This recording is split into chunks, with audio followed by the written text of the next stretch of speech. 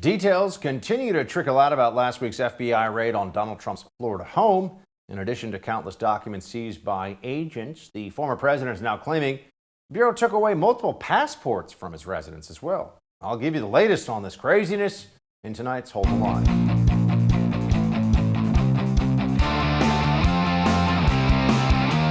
Welcome to Hold the Line. I'm Buck Sexton. So here's what we know.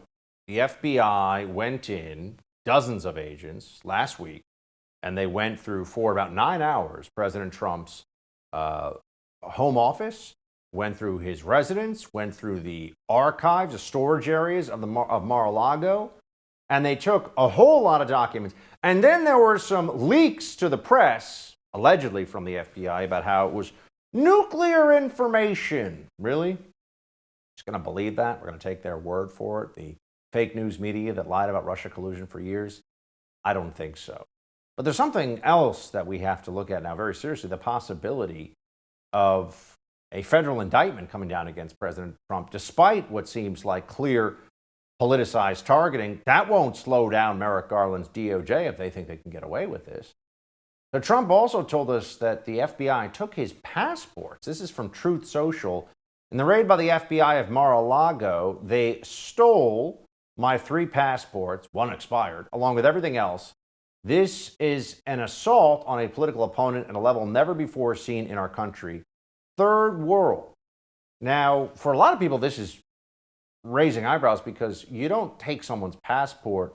What happens in the legal process is that sometimes they will have you surrender your passport as a condition of bail. So I guess theoretically you could say, well, I'm not going to surrender, and then they keep you in jail until your trial. But that's only after charges are brought. There have been no charges brought against President Trump. And in fact, why would there be any charges against him? Let's think about this for a second. Does anybody believe that Donald Trump was looking through thousands and thousands of pages of documents taken in large boxes out of the White House from when he was president? Does anything that Donald Trump himself was personally responsible for deciding what goes to the National Archives and what stays as part of whether it's his future presidential library or whatever the case may be? No, of course not. That's crazy. That would be absurd. But the more we look at this, the more we recognize that it seems that the initial explanation of this unprecedented raid on a former president's residence is, just the latest in the Democrat cycle of anything to get Trump. The warrant has been released that allowed the FBI to seize, get this is from the warrant, any physical documents with classification markings along with any containers, boxes, including any other contents in which such documents are located, as well as any other containers, boxes that are collectively stored or found together with the aforementioned documents and containers. And then it goes on, information including communications in any form regarding the retrieval, storage, or transmission of national defense information or classified material, any government and or presidential records created before January 20th, 2017 and January 20th, 2021, any evidence of the knowing alteration, destruction, or concealment of any government and or presidential records or documents with classification markings. Whew, that's a lot. Okay, here's the point, folks. Let's just take these one by one. First off, they're saying that they're looking for classified. Okay, well, that's interesting because Donald Trump is claiming publicly and has been all along that anything that he has that might still be marked classified, he declassified, which as president is his prerogative, or when he was president, he could do that. So what are we to make of this? Who's telling the truth?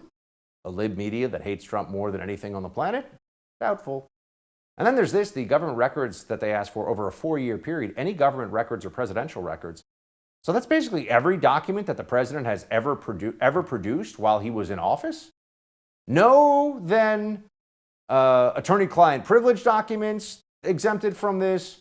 No executive privilege documents exempted from this. The FBI, it seems, went in there based on the warrant, which we actually just shared with you. The FBI went in there with the biggest dragnet imaginable to pull up as many documents as they could of all things and everything. Almost like maybe they were looking for more than just classified nuclear secrets. Maybe they were going for something with relation to January 6th, perhaps. Or maybe they wanted to take out of former President Trump's possession documents relating to the Russiagate scandal, the scandal, of course, being the lies told about President Trump to prop up a narrative of Trump-Russia collusion to steal the 2016 election, which was all total bullcrap. That's worth noting, though, that there's something else going on here. Trump's not the only one they're going after. Interesting timing, isn't it? NBC News with this headline, Rudy Giuliani informed he is the target of a probe into Trump's alleged election interference in Georgia. Almost like in the run-up to an election where the Democrats are about to get their asses kicked, all of a sudden, they're doing a Trump investigation. They're doing a Giuliani investigation. They're seizing congressmen's cell phones. That happened too last week. They're doing all this stuff. Kind of like an October surprise, but in August. Notice that? Big political implications from all of this, but they don't want you to focus on that. Oh, no, it's totally fine. No problem here. Nothing to see here. Just the facts. Blah, blah, blah. Garbage. Oh, and if that's not enough of a distraction from all this, they have all the usual suspects, and I mean suspect. Andrew McCabe, for example, former FBI Russia collusion liar-in-chief. Here he is telling everybody that the threat against the FBI is awful now. The big challenge is that the FBI is under so much threat. Watch. Andy, how do you describe the threat level right now against the FBI? Unprecedented. Never seen anything like this in my 21 years with the Bureau. You know, it's not completely crazy for individuals in the FBI to be subject of threats as a result of cases they're working, but this is a first time I've ever seen a broadside, all FBI personnel are considered a part of this reporting. It's just terrifying. You know, there are 56 field offices around the country. There's about 400 FBI locations total, including those field offices. So you're talking about a lot of people in a lot of different places and communities all around the country who are exposed. Mm-hmm. You know, I get threats. No one's crying a river for me about this stuff. Maybe if they wanted us to calm the temperature down, which, by the way, would be a good thing. No one should threaten the FBI. No one should threaten anybody over these issues or over politics. It's also a violation of law, which is a bad thing to do. I actually support the rule of law. I actually support law enforcement. But I don't support Praetorian Guard nonsense where the FBI is being used to act like the Stasi of East Germany. That's not okay.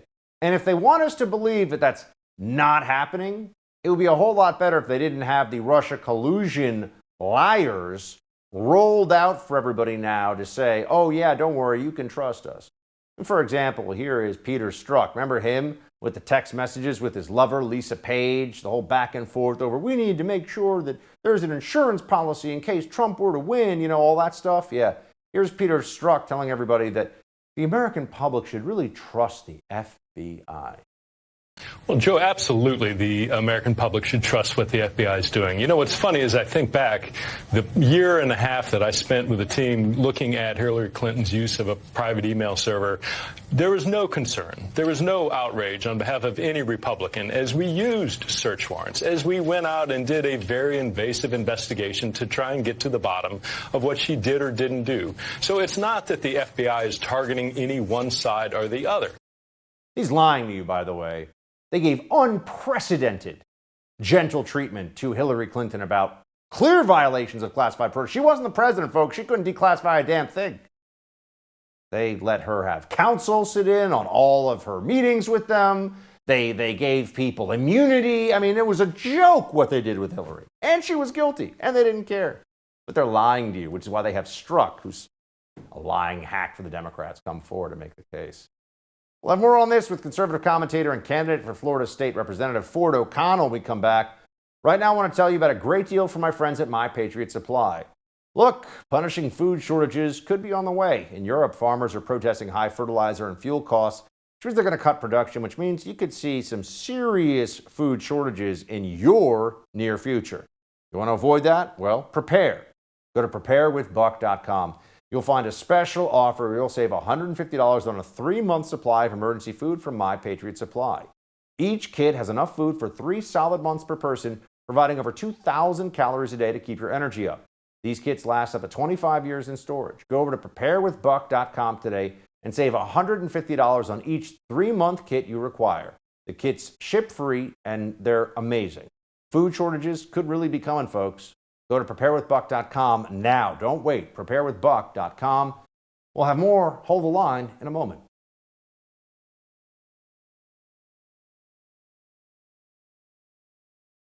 If the FBI intended to hurt former President Trump politically, their efforts are having the opposite effect.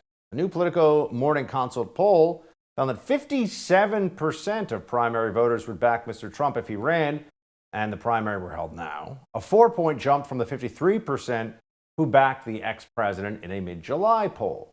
Here to give his take on the latest, conservative commentator and candidate for state representative in the state of Florida, Ford O'Connell. Man, Ford, how you doing, buddy?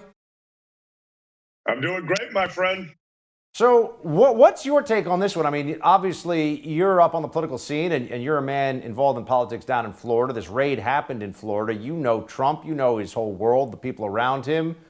And it feels like what to you after this raid in terms of his likelihood of running for president again and the support that he has?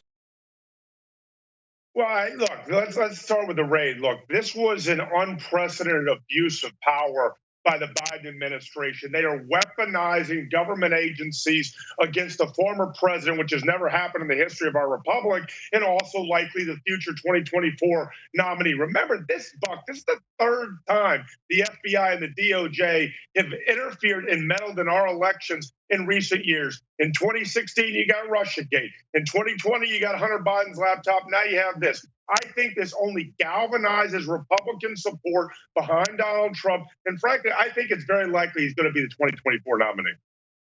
And when people say to you, hey, but the FBI claims that there are super secret documents, nuclear documents even. Now, that's not the FBI saying it. That's reported in the press. But apparently from FBI leaks, if you can believe the fake news media. So when someone says you should trust the FBI at this point on a matter like this, what do you say?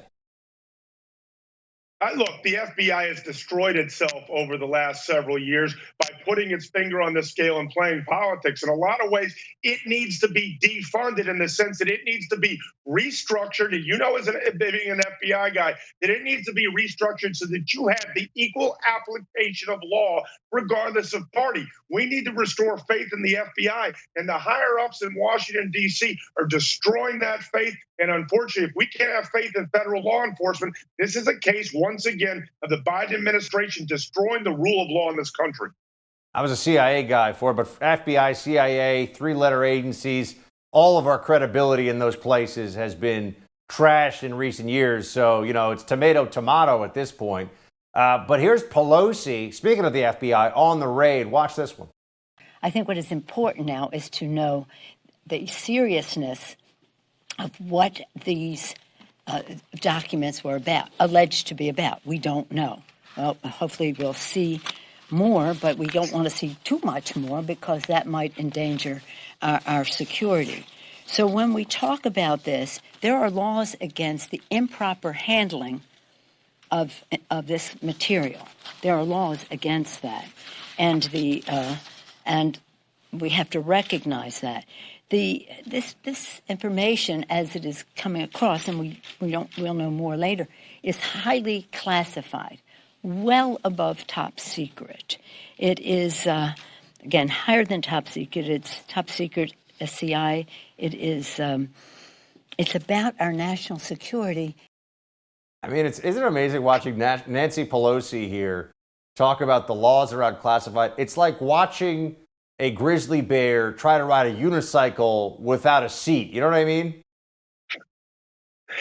You're absolutely right, Buck. It's rank hypocrisy. Where was Speaker Pelosi during Hillary Clinton's server? Where was Speaker Pelosi when it came to the national security threat of Hunter Biden's laptop? This is once again where Speaker Pelosi just decides to play politics when it's convenient to her narrative. And let's just step back from it. This whole narrative is designed to disqualify Donald Trump for running in 2024 and to cause chaos within the Republican Party. And I hope that the rank and file establishment leadership in Washington, D.C., whether it's Tim Scott, whether it's John Cornyn or Mitch McConnell, They need to stand strong with Donald Trump, because if they can do this to a former president, they can do this to anyone. Now, do you think at this point the Merrick Garland DOJ is willing to actually press a federal indictment against Donald Trump? And if they do, whether you think they will or not, Ford, what do you think the former president's response to that's going to be? Look, Merrick Garland and as Attorney General in the Biden DOJ is an existential threat to our constitutional republic. Do I think they're going to try for indictment? Absolutely, they're going to try, because the January 6th farce didn't give them what they needed. And given that they impeached Trump over Russiagate nonsense, the Ukraine farce, of course they're going to try it. But Donald Trump knows that if he stays strong with the truth and the facts, he's eventually going to prevail, and he's very likely going to be the president in 2024. Why don't you tell us, Ford, also switching a little bit of the political gears here for a moment, about your own race down there in Florida? Where and what are you running for? What do folks need to know? I'm running for a state house, District 77 in Southwest Florida. This is a new district that has basically come about because of redistricting. I am the conservative candidate, the Trump candidate, who's running against, how shall I say, the establishment Chamber of Commerce, the candidate, the very people that are basically pro-amnesty, pro-China, and destroying this country. We have to remember the establishment of both parties, whether Republican or Democrat, are the existential threat to America and long preserving our constitutional republic. You think the Florida miracle is going to continue on with Governor Ron DeSantis? I mean, I'm hearing now from more and more Republican governors who are saying they've seen what's gone on in Florida in the last few years. They want to try to replicate it in their states. They want to bring Florida to the other red states. Well, Ron DeSantis, there's a reason why Ron DeSantis is America's governor, because he's trying to make Florida the envy of the nation. And as you saw with the Parental Rights Act, once we passed and beat up Disney and actually passed that law through, 17 other states picked up that law. You're right, Buck, that Florida is the beacon of freedom for the rest of the nation, particularly with the Republicans locked out of Congress. But I will say that what is holding up Ron DeSantis from turning Florida into something truly special is our Republican-controlled state legislature that is very, how shall I say, Liz Cheney establishment, and not following the governor in terms of the blazing path that he's leading. Ford, good to see you, my friend. Thanks for being with us. Take care. About 20,000 Russian soldiers find themselves in a precarious position in Ukraine, with Ukrainian forces and a river on both sides of them. We'll have more on that with senior fellow at the Foundation for Defense of Democracies, Bill Roggio, coming up. Right now, let's talk about Built Bar. I love these things. I ate 2 of them today, to be honest with you. That's how much I love them. All right, Built Bars are high protein, low carb, low calorie, low fat. They taste amazing. When I first tried them, I was blown away. They're actually good for you. And they're gluten-free and keto-friendly. So I'm gluten-free, so I love these things. They're made with collagen protein, which your body absorbs and provides tons of health benefits. Plus, they're covered in 100% real chocolate. And they've got amazing flavors: coconut, salted caramel, cookies and cream, churro, peanut butter brownie, raspberry, banana cream pie. The list goes on. Built Bars taste better than candy bars. Trust me on this one. Go to Built.com. Get some today. Eat healthy and actually enjoy doing it. Built.com. When you use my promo code BUCK15, you'll get 15% off your order. Built.com, promo code BUCK15. Bill Roggio, up next.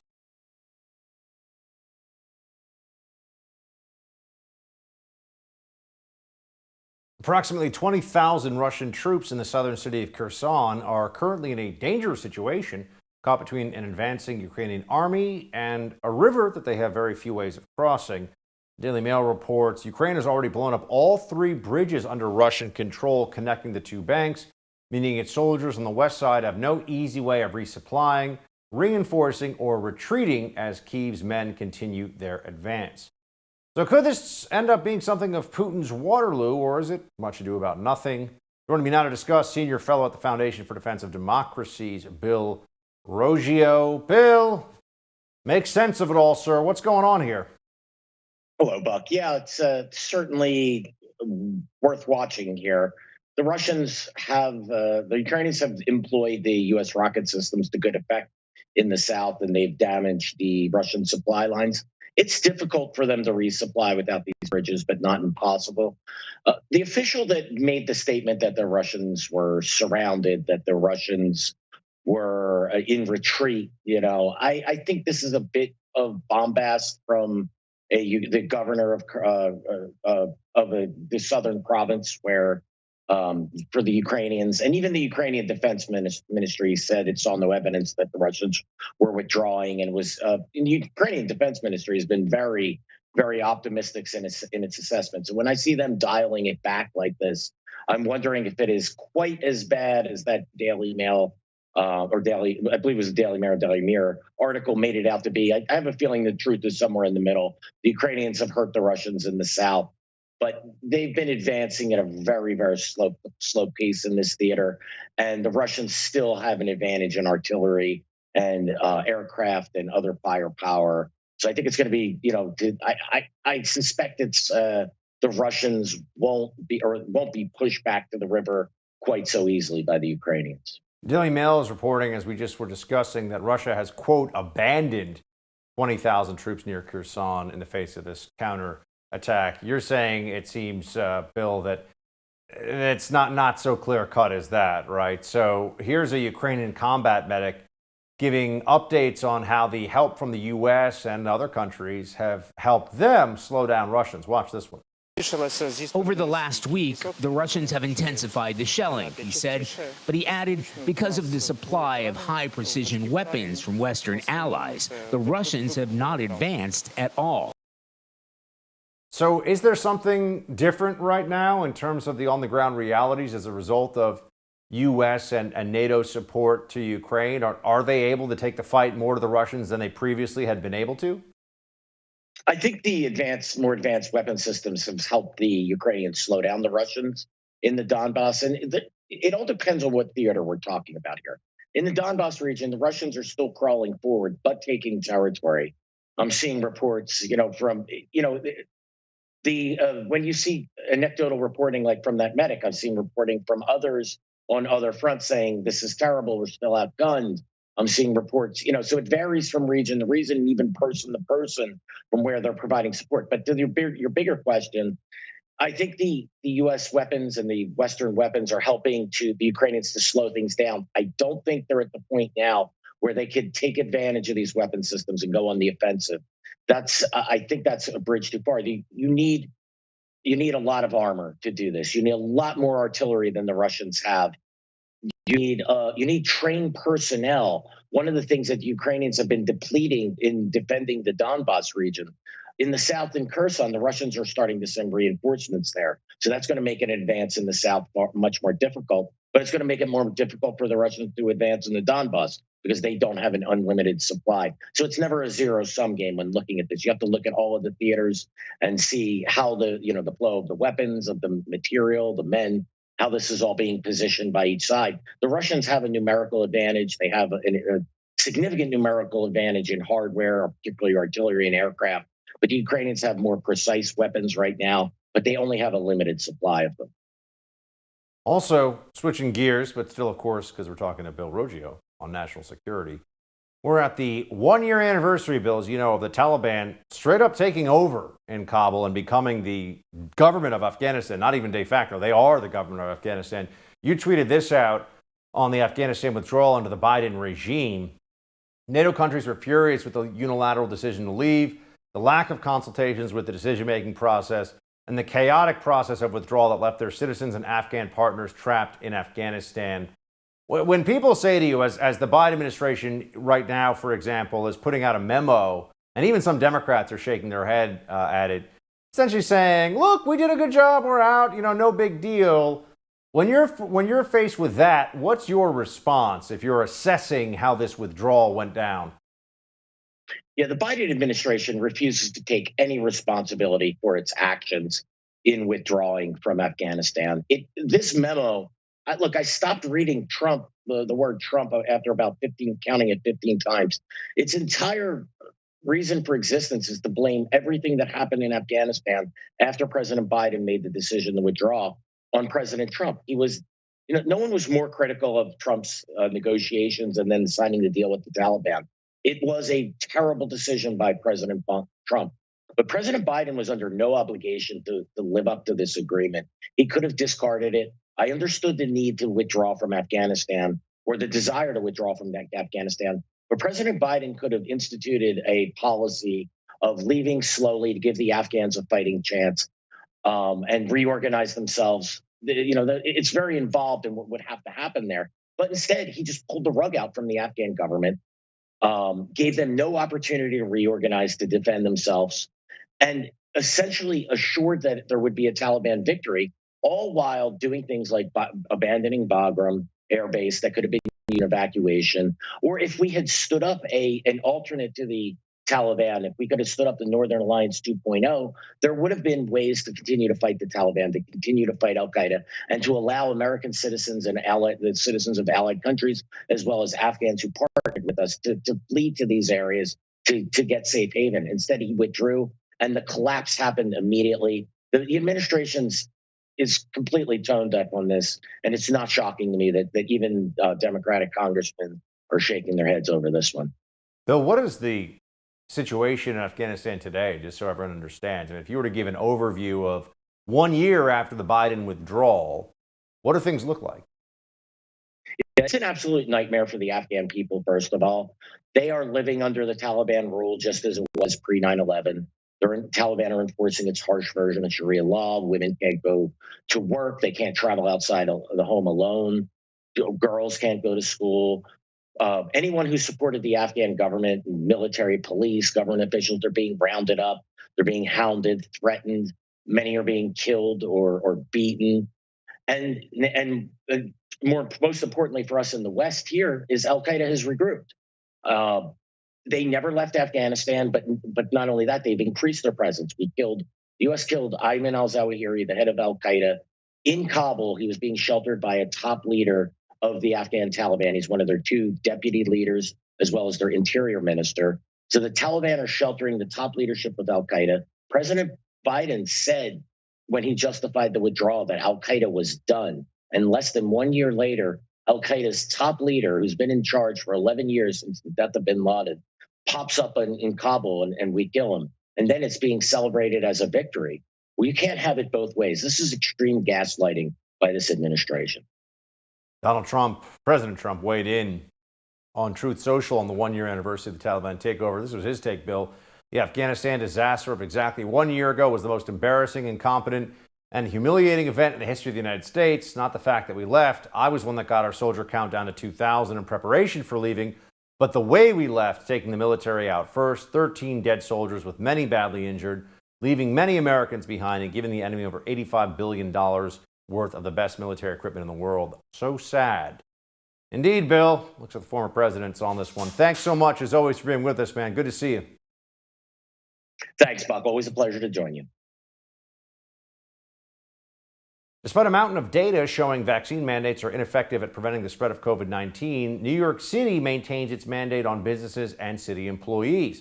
When we come back, we'll talk to one officer who was forced to choose between the vaccine or retiring from a 15-year career with the NYPD.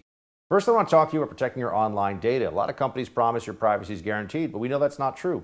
That's why you need a new privacy and cybersecurity application tool called Secure.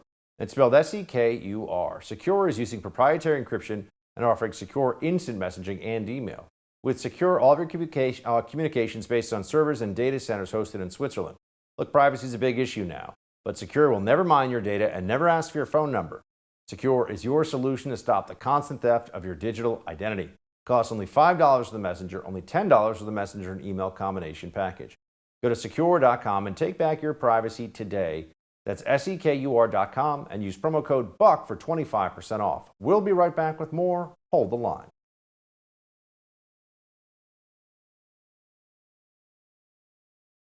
Despite a mountain of evidence that shows the mRNA vaccines offer little protection when it comes to the spread of COVID-19, New York City Mayor Eric Adams stubbornly refuses to lift the city's vaccine mandate on businesses and city employees. Included in that mandate are the men and women of the New York Police Department, many of whom have been forced to choose between taking the vaccine or early retirement. In a time of rising violent crime and recruitment shortfalls, you'd think retaining good cops would be a priority for the city, but apparently clinging to an ineffective vaccine policy is more important to the powers that be. One of those officers is Daniel Kronmeyer, a veteran of the NYPD whose request for a religious exemption was rejected late last month. Jamie Kronmeyer, Daniel's wife, explained the situation on her Substack, writing, "After 15 years of dedicated service to the city of New York, physical injury, sickness, countless missed holidays, birthdays, and important events, my husband was told he had 7 days to get a COVID-19 vaccine, retire, or get fired." That officer, Daniel Kronmeyer, joins us now. Daniel, thanks for being with us. Thanks for having me. Just before we get into this, so everyone understands your background and what's at stake here, up until July, you were an NYPD detective specialist with the Emergency Services Unit. Can you tell us a bit about your 15-year career and what ESU is? So I started like anybody else on patrol. When I had enough time in patrol, I applied to be in ESU. And what ESU consists of is kind of unique to New York. We handle special rescues, as well as like typical SWAT stuff you would see in other cities. So anything from like car accidents and suicidal people hanging off of bridges or buildings, or and then technical rescues, people just construction accidents, stuff like that. So tell us about this. I mean, what was the NYPD policy on vaccines? I assume it was rolled out about a year ago. How did it start, and then how did it progress over time? So it came out, I believe it was like September it was announced. And you had till the end of October to either comply or put in for a medical or religious exemption. And then that went through some, I guess, legal proceedings. It was kind of solidified, I believe, by like December. The NYPD sent out all of their denials in, I believe it was like February. And then the appeal process to the city proceeded right after that. And then it's been slowly trickling out to, not just NYPD, but all city employees that put in for these exemptions. And I'm sure there's still more that they're going through. So what do we have some sense of what exemptions they were willing to give? Do we have any sense of those numbers? I mean, I'm just wondering, either anecdotal from just people you've talked to in the department, or if there's some official number, what would they accept as an exemption from the vaccine mandate? It's from people that I know that were approved or denied were all spectrum of religious backgrounds and beliefs. And it didn't, it seemed kind of arbitrary, from my perspective, that, who was getting approved and who was getting denied. Absolutely. So your official retirement doesn't take effect till the end of August, the end of this month. So Correct. Why did you choose to retire early instead of accept this mandate and take the vaccine, Daniel? I mean, aside from the kind of scientific or lack of scientific, studies or whatever, just something that I believe and feel that was not right for myself and for my family. It's something I feel kind of a conviction about that was against what I believed in. I'm just wondering, I mean, has there been any support internally, even if it's not official support for you, from some of your superior officers, other people inside the bureaucracy? Have they come forward to you and said, hey, look, I know this is the policy, but I think this is nonsense too. I think this is wrong? Or are the brass pretty much all on board with it? No, I think it goes across the entire spectrum. There's definitely people that, believe it's right for them. And I have, supervisors and people that I work with that were waiting for their denials or approvals as well. So I think it went across all ranks and positions. How many other officers are being forced to make the same choice as you are? I'm just wondering, I mean, how many other people are still either waiting to get word back about their exemption request? I mean, give us some sense of the numbers if you can. So my understanding is the numbers are pretty, I guess, kept close to the chest as far as the city. I believe in October the numbers were like 8,000 people that put in for exemptions. In February, I think they said the number was about 6,000. I don't know how many of those that they've gone through. but I believe that the city or the department was willing to take a risk of how many would actually leave. I think it was a calculated kind of number that they'd be acceptable to them. So I assume this was a directive that came down from the mayor's office. Is there any effort underway to try to appeal directly to the mayor's office to say, because I'll just tell you, Daniel, I'm advocating openly for not only people to not have to deal with what you're dealing with, this decision, which I think is outrageous, but the reinstatement, for example, of anyone from the National Guard, anyone from first responders, police officers, et cetera, across the country who lost their jobs over this. Is there any push to get word to the mayor's office that the science simply does not support these kind of mandates? I don't know. I know as far as from the exemption process, like none of that really matters. It's held on what your strong religious or medical condition is. That's your reason that you were denied or approved. It had nothing to do with science and if they believed it worked. It's whether your conviction was that or you were medically needed that exemption. Hopefully, with current scientific trends, that they realize that this isn't necessary and that it all goes away and gets reversed. But I don't know. Just wondering, between this mandate and the rise in crime and the, it seems, dereliction of duty from particularly prosecutors in New York City, what's morale like among NYPD officers right now? The guys that like overtime are probably doing really well, but I would say it's pretty low. Morale itself is pretty low. Well, Dan, God bless you and your family. Appreciate you coming on to share your story so people can know that these are decisions that folks like you who have sworn to help the public, to support the mission, are facing day in and day out still, which just strikes me as total madness. But you're a man of principle. Appreciate you being with us. Thank you for having me. Seems like the media is constantly trying to tell us how delicious insects are, but are you ready for bug cake? Got video for you in Quick Hits. Stay with us.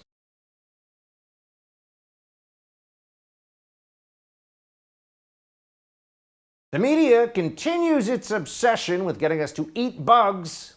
Yeah. Kamala Harris's latest word salad is amazing. Kamala, amazing in so many ways. Those stories on Quick Hits, let's get to it. First of all, look, folks, I'm all about trying different kinds of cuisine. I'm all about, eating delicious food. I think it's a great idea. What I'm not all about is being told to eat bugs to save the planet. If you think that crickets dipped in chocolate are delicious, go for it. But there are limits, right? I would think. And here's a team of scientists at Belgium's University of Ghent who made cake from butter from bugs. All this cake needs is flour, eggs, and 20 grams of dead insects. No, you haven't misheard. A team of scientists at Belgium's University of Ghent are trying to find a way to substitute dairy in cakes, cookies, and waffles. They say deriving grease from insects is more green than dairy production. By soaking the insects in a little bit of water and then mushing them with a kitchen blender before centrifuges separate a butter-like substance, a grease is made which the team use to bake with. The team say that consumers can't taste the difference when a quarter of the milk butter is replaced with the fat from the insects, but they start to notice when it gets to the halfway mark. So who knows? One day you could be munching on a cockroach croissant as you head to the office, or making your nearest and dearest a beetle birthday cake. He said cockroach croissant. I mean, gross. And then there's a different situation, not a croissant, but a salad, a word salad, if you will. Kamala Harris is the vice president, which is fascinating because this means that allegedly, or apparently, theoretically, she's supposed to be ready at a moment's notice to take over the presidency. And yet, when she speaks about things, it leaves everyone scratching their heads, not as if they disagree, not necessarily because they disagree or anything else, because they say, what the heck is she talking about? And here's a great Kamala-ism. Watch this. We know that we really are quite behind in terms of maximizing our collective understanding about how we will engage on the technology of today and what we can quickly and easily predict will be the technology over the next decades.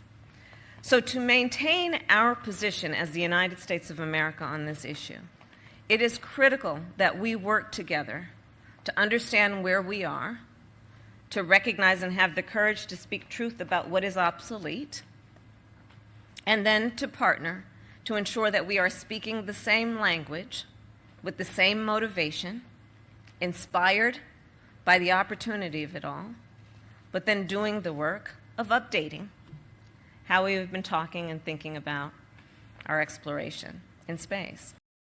I mean, seriously, what the hell is she talking about? It's amazing, isn't it? We're just doing the things that are other things and then circling back with the things we've thought and spoken about that are things that we're doing, looking forward, not looking backward, while making it circular. And then there's this, the Pfizer CEO Albert Bourla, who has tested positive for COVID-19.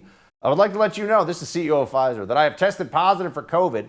I'm thankful to genuflection, of course, to have received 4 doses of the Pfizer BioNTech vaccine. I'm feeling well while experiencing very mild symptoms. I'm isolating, having started a course of Paxlovid.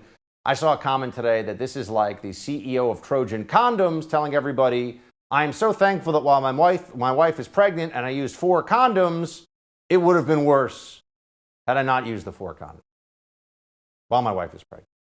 Sure. Then there's this, PA Senate candidate John Fetterman saying this at a recent, sounding unwell at a recent speech. Watch. And you can count on us to eliminate the filibuster if you come out and step with us. We will be able to stand with you in D.C. I gave away the lieutenant governor in Pennsylvania, the only lieutenant governor in the history to do that. And let's get some stuff done for America. Who would ever think that I would be the normal one in the race here, with that. That's it for tonight's Hold the Line. The No Spin News with Bill O'Reilly is next. Shields high.